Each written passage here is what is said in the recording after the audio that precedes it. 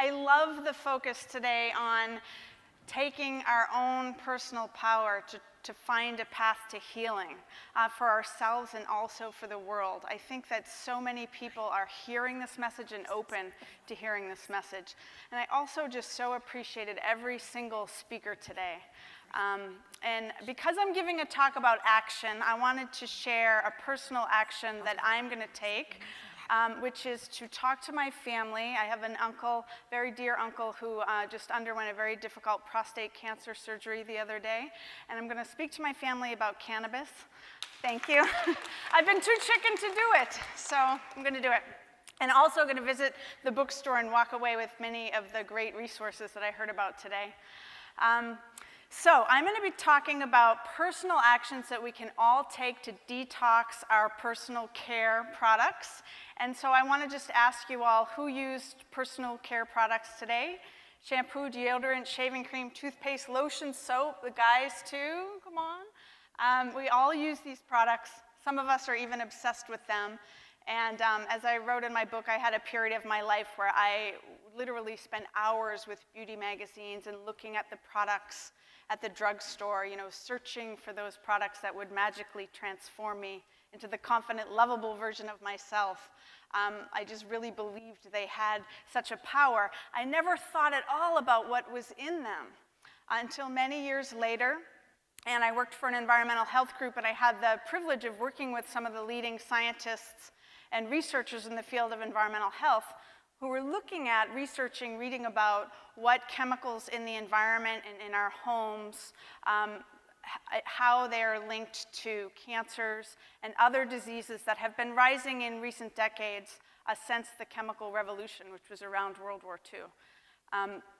So I got together with a bunch of different environmental groups, some folks here, Environmental Working Group, Breast Cancer Fund, Women's Voices for the Earth, and we formed the Campaign for Safe Cosmetics, and we did tons of research into this question of what's in the products that we're putting on our bodies, putting in our hair, on our faces, on our babies on a daily basis. And we found the ugly side of the beauty industry is the subtitle of my book. We found a lot of toxic problems in the beauty industry. So overall, the big picture was many of the products that we all use every day, again, shampoos, lotions, products for men, products for children, commonly contain chemicals that are linked to cancer, reproductive harm, asthma, allergies, hormone disruption, and other ways of impacting our bodies. So the beauty industry needs a makeover. That's the title of my talk, Giving the Beauty Industry a Makeover. And I'm going to talk about, at the end, about personal actions we can take. And I wanted to tell some stories about collective actions that we've taken, which I think is an important piece of change making. What can we do together when we raise our voices as one? And we've had some pretty powerful successes in the cosmetics campaign, and also some big challenges left to go. So when we first started, formed the campaign in 2003, the European Union had just banned 1,100 chemicals that were known or highly suspected of causing cancer or reproductive harm from cosmetics. They just said to the beauty industry, you can't use these chemicals anymore. Find another way to make your products. So we had started our research at that time, and Ken mentioned the Skin Deep database getting 1,000 views an hour. I mean, that's incredible. This has transformed the beauty industry. We also sent hundreds of products to labs to test them for chemicals over the years. So we were starting to form a picture of what's out there, and knew that some of these chemicals banned in Europe were commonly used in products sold in America. So we sent letters to all the big beauty companies, Estee Lauder, Avon, Revlon, L'Oreal, Lancome, Clinique. People always ask me, are these more expensive brands different? One of the findings of our research was that they're largely all the same. The companies, from the most expensive down to the cheapest brands, are essentially using the same chemical formulations for decades. So we went to the companies and we said, hey, you're taking these chemicals known to cause cancer and birth defects out of products in Europe. Can you also take them out of American products? We sent letters to 250 companies, and we heard crickets. silence, ignoring, unreturned phone calls. We started to get stock letters back from the trade associations saying, essentially, well, Europeans are crazy and American products are the safest and the best, and don't worry your pretty little head. I'm paraphrasing. So we decided to ramp up our activism, and we started to look first of all at the nail polish industry, because many of the nail polishes on the market had, we called it the toxic trio: formaldehyde, a known carcinogen, dibutyl phthalate, which was banned in Europe, and toluene, a reproductive toxin. And we looked at does anybody know who the biggest manufacturer of nail polish is? It's an LA-based company. OPI, yeah, every nail salon we've ever been to, and they have very fun color names, like I'm Not Really a Waitress Red. We went to them, we said, hey, they were using the toxic trio, will you reformulate your products? Very nice meeting with us, but no, they weren't gonna do it. So we came up with an ad campaign based on this idea that US women are awarded with some of the most toxic products, and we had a beauty queen called Mistreatment.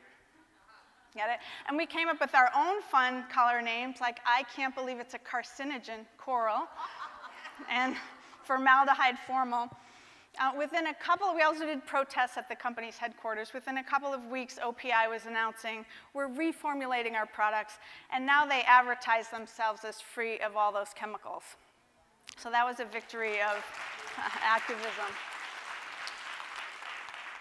So baby shampoo should be safe, not toxic, right? Does anyone think that baby shampoo should contain known carcinogens? Anyone? I've actually had people say yes and write about it, and it turns out they were professors paid by the chemical industry. We didn't think, and many companies out there making great safe products said, this is not necessary.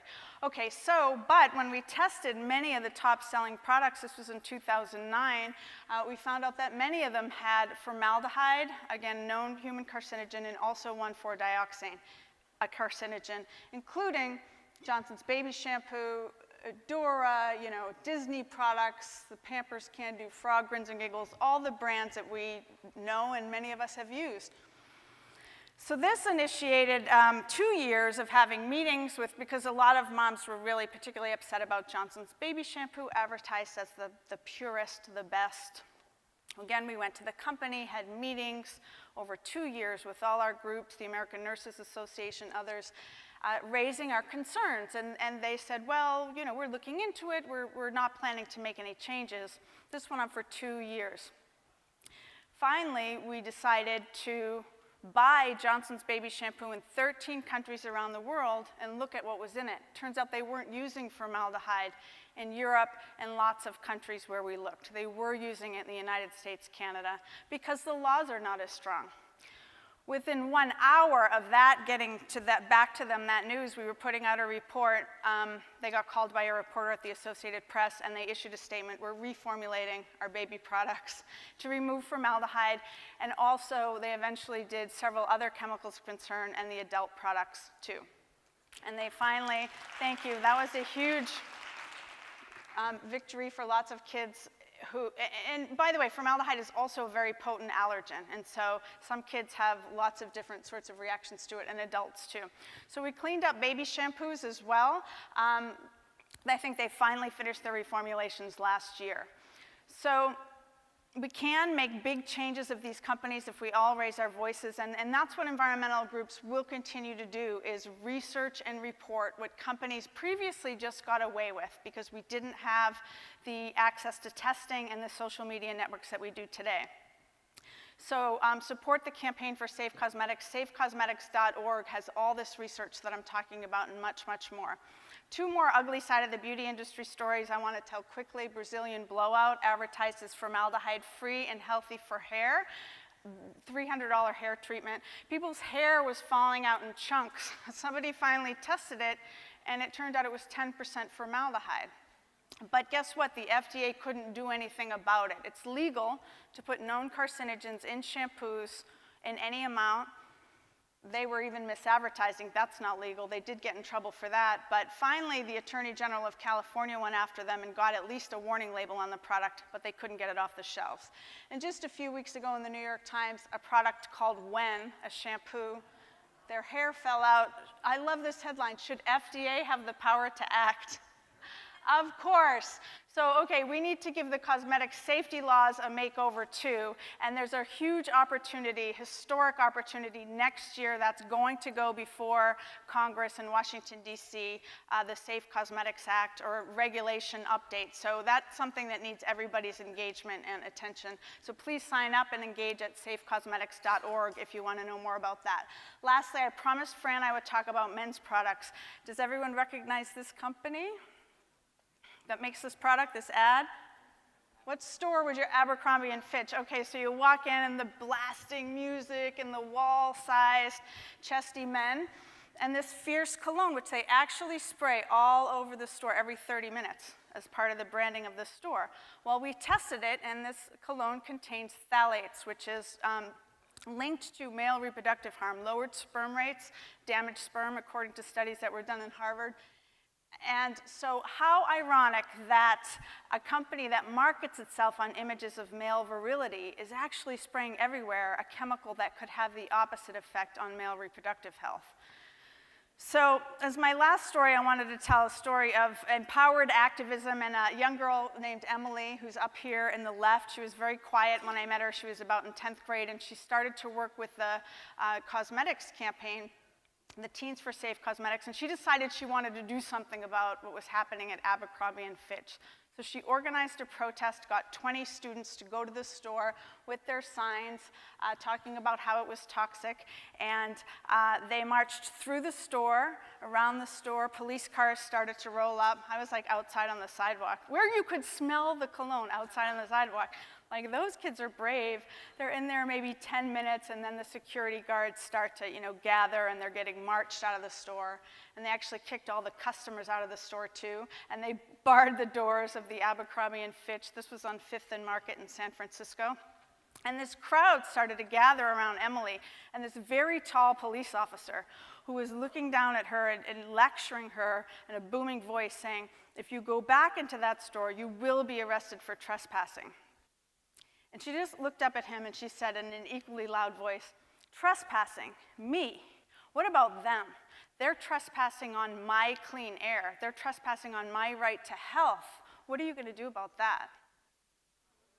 Silence.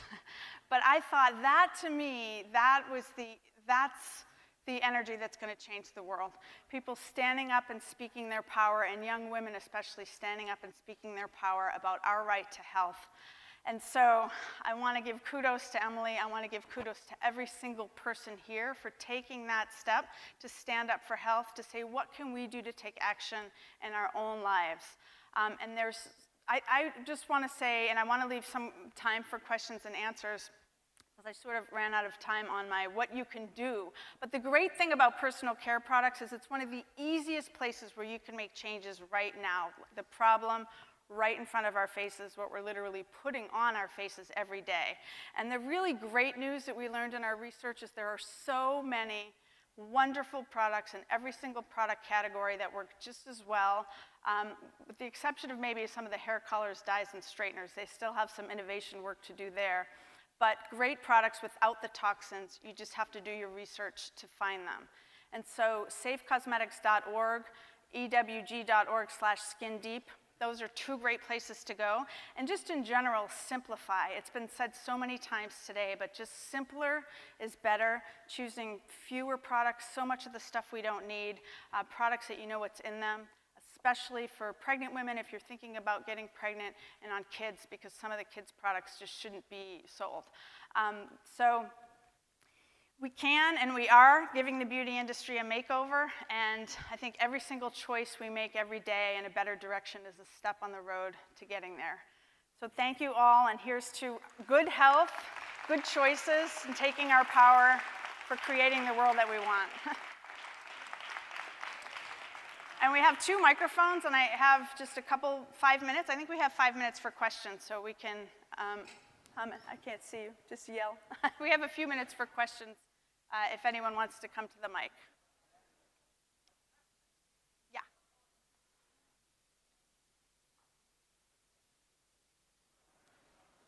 Oh, wait, I also have a resource slide, so let me, yeah. So here are the URLs I mentioned, and also I'm working on food issues now, so I put that info up there too. So you're talking about Brazilian blowout, but how bad is keratin for hair? Keratin. I've gotten it so many times already. I think a lot of those products were tested too, the keratin products. The problem is a lot of the hair straighteners do have formaldehyde because it's what's breaking the bond in the hair. So some of them apparently don't. You have to ask, really ask to see the product and see the label. And one of the problems in the law is salon products actually don't have to be labeled. So that's something that needs to be fixed and will be fixed when we get new cosmetic regulations. The last time I got it done, it didn't last long, and the guy that did it for me, a real upscale salon in New York City, said they weakened the formaldehyde, so it didn't last They long, weakened it so it didn't work, right? right? Well, yeah, and the problem with formaldehyde, it's a very potent allergen too, which can mean people can have many reactions. That's why hair was falling out, people had skin problems, breathing difficulties, especially for people in salons. But you know, there are things you can do, like open the windows, get good ventilation, take breaks if you work in a salon. I think it's important to say all that because, you know, to just say like no to all this stuff isn't an option, isn't any fun. But just like, you know, where can we cut out unnecessary toxic exposures and just start where you can, step by step. Thank you. Thanks. So I had a question regarding makeup products. I know that I learned through Facebook, but I never noticed it before. A lot of the makeup products that are sold, they have like a little cream tube in the back, and it has a number on it that represents how long that product is good for after you've opened it. My question is, Yeah. you know, there's times where I don't have a chance to go buy a new eyeliner, and it's already at the 6 months expiration type of date. Yeah. How bad is that in regards to safety and all that stuff? Well, those are guidelines. I mean, there's no way to know for sure. Certainly shouldn't be keeping, but I've been guilty of doing this, keeping products around for years and still using them. I would say definitely eye products I'd be more concerned about than, you know, but if you see, in looking at a product, if you see bacteria, if it smells funny, anything like that, definitely throw it away. Okay. And is there any safe makeup brand that's like not? There are many great safe makeup brands. Some of them are here, I think. Okay, yeah. Yeah, check out the Probably booths. make They're fearless, wonderful. One of the things I've loved about the cosmetics campaign is seeing so many people start businesses and sell their own, make their own products. But so yes, check here, and also the Skin Deep database. You can look up eyeliner, for example, and it will give you many thousands of, in some product categories, of products from 0 to 10 is the most toxic. Okay. Thank you very much. You're welcome. I think we have 1 more minute. Yeah. I used to collect perfumes, and I've still got them in my room, gathering dust.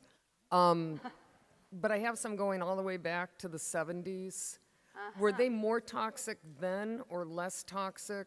That's a good question. My guess is they're probably remarkably the same. I'm glad you brought this up, though, because a number one way really to reduce unnecessary toxic exposures is to just cut out or reduce fragrance, which is in so many products.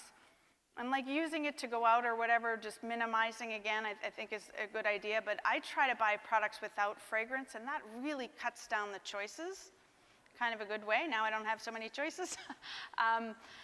Because there are dozens, sometimes even hundreds of chemicals, and we don't know what they are in fragrance because companies don't have to tell us. That's another loophole. Even way back in the olden even days, way back.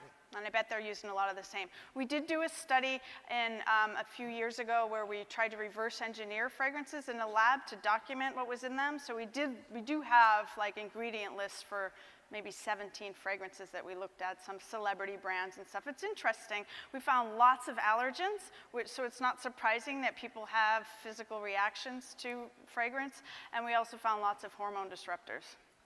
Thank you. Yeah. So, one more quick. We have like 5 seconds. Hi, thank you very much for having this event. I'm re-entering the field of, I'm a licensed cosmetologist. I'm re-entering it. I've been looking for products and being very frustrated, and because I'm looking for healthy ones, and I'm specializing in nails and facials and stuff like that, and waxing. I have not been able to, with all the different places I've gone, I need to buy bulk, and I can't find it. Do you have places where I could buy healthy? Because I want to be an advocate, and I want to do protect my clients. For nails, there's an interesting line of water-based nail products. So check that out. You can search for water-based nail polishes. And then for facials, I don't know, but I bet you some of the folks here can help. And I know that people have been working really hard on professional grade products and trying to find safe alternatives for those. So the Cosmetics Campaign Facebook page, Safe Cosmetics, is a great place to kind of connect with other people who are having some of these questions and people who are finding solutions. Thank you so very much. Yeah, thank you. Thank you all. Well, thank you so much. Oh, isn't she brilliant and amazing? Thank you Fran. so much. Until I was able to really live in my truth and connect the dots and untangle the wires. So there's connection and there's disconnection. You see, there's learning and there's unlearning that I had to go and find for myself in order to survive. Was I able to be at peace?